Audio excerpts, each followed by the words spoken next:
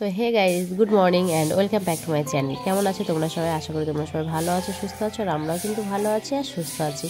আর আজ হলো বুধবার আর এখন বাজে সকাল 8:10। আর এখন থেকেই আমি আমার ভিডিওটা স্টার্ট করে দিলাম, যে তোমরা স্কিপ না করে দেখতে থাকো, আশা করছি ভালো লাগবে। আর সকালবেলা উঠেছি খানিকটা আগে, কিন্তু দেখছি মানে ঘরে শুয়ে শুনতে পাচ্ছি বাইরে বৃষ্টি হচ্ছে। তো ভাবছি বৃষ্টি হচ্ছে, উঠেও বা কী করবো। আর আমি উঠে গেলে বাবাও উঠে যাবে, আর বাবাই তো এক জায়গায় বসে থাকবে না, বাইরে যাওয়ার জন্য কান্না করবে। এই জন্য আমিও শুয়েছিলাম ওর সাথে। তারপরে দেখলাম যে বৃষ্টিটা একটু কমেছে, মা বোন সবাই উঠে গেছে। এই জন্য ভাবলাম তাহলে উঠে দেখি বাইরে কেমন বৃষ্টি হচ্ছে। বলে বাইরে উঠে গেছি, উঠেই দেখি রাতে তো প্রচুর পরিমাণে বৃষ্টি হয়েছে।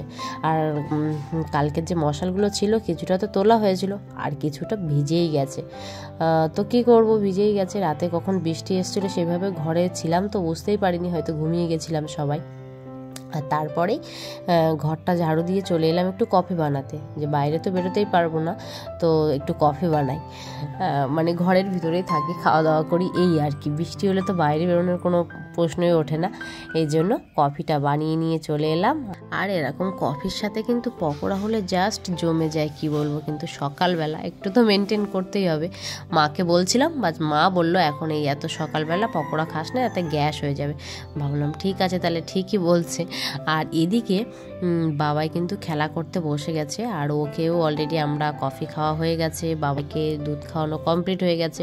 ভাবছি বাইরে তো বেরোতেই পারবো না, আর বাড়িতে এসে গোছানো হয়নি। এটা কিন্তু আমার টেবিল, মানে আমি এই টেবিলে বসেই বই পড়তাম, আর এই নিচের বইগুলো সব আমার।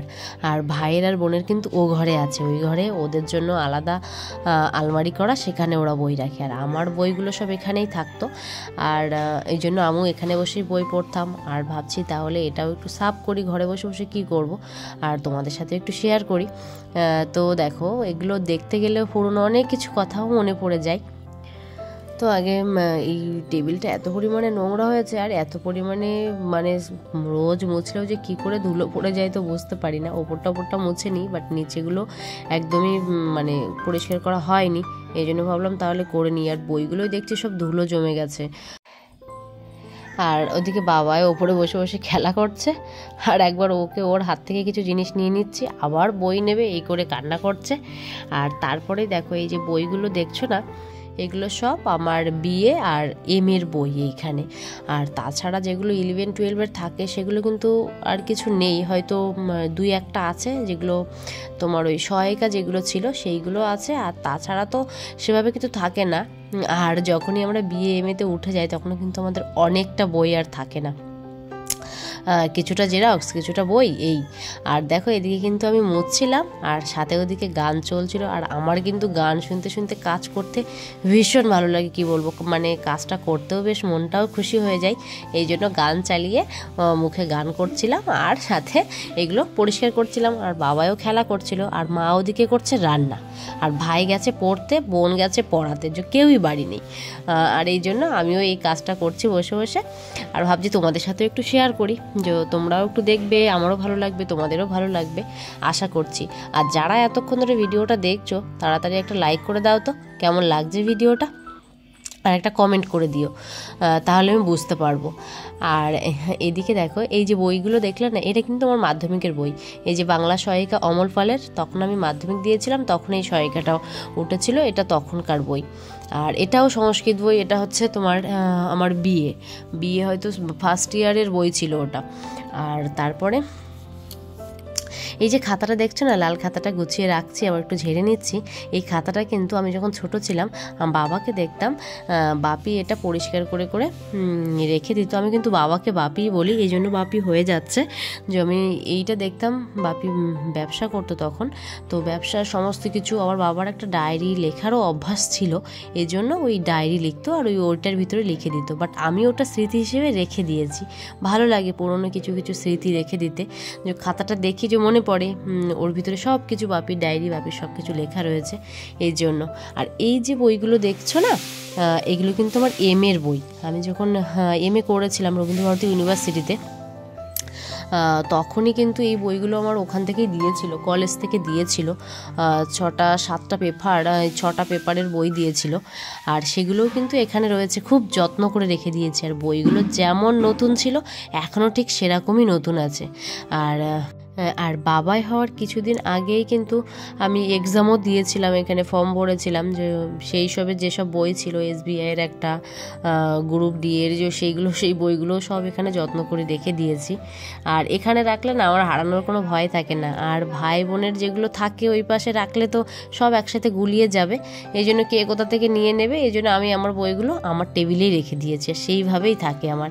আর এই যে ডায়েরিটা দেখছো 2020-এর, করোনার সময় আমি কিন্তু রাজস্থানে ছিলাম। আর এই তখন কিন্তু বাবাই ছিল না। আর এই 2020-এই আমি মানে কি করতাম, সারা দিনটা ঘরে বসে বসে সেটাই ওই ডায়েরিতে সব কিছু লিখে রাখতাম।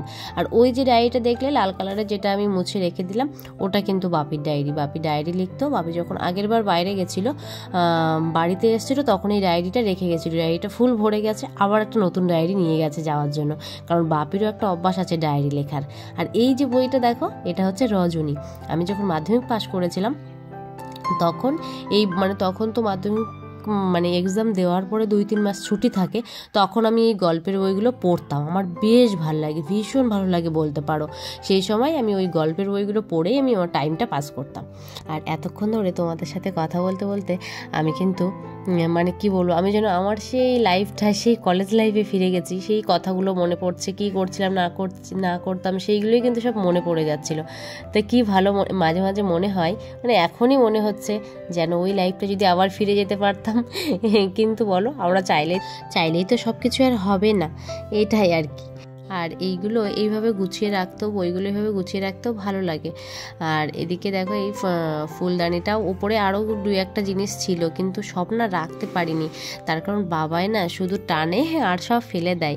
কারণ ওখানে একটা সুন্দর ঘড়ি ছিল, সেই ঘড়িটাও বাবাই একদিন ধরে ফেলে দিয়েছে, সেটা ভেঙে গেছে। ওই জন্য ওখানে আর বেশি কিছু রাখতে পারিনি। এই 2টো জিনিসই টেবিলে রেখে দিই। আর তোমাদের সাথে একদিন আমার রুম ট্যুরটা শেয়ার করব, কারণ এই ঘরটায় কিন্তু বিয়ের আগে আমিই থাকতাম, আর এখন বিয়ের পরে এসেও এই ঘরটায় আমিই থাকি। যে এই ঘরের প্রত্যেকটা জিনিস আমার নিজের হাতে সাজানো বলতে পারো।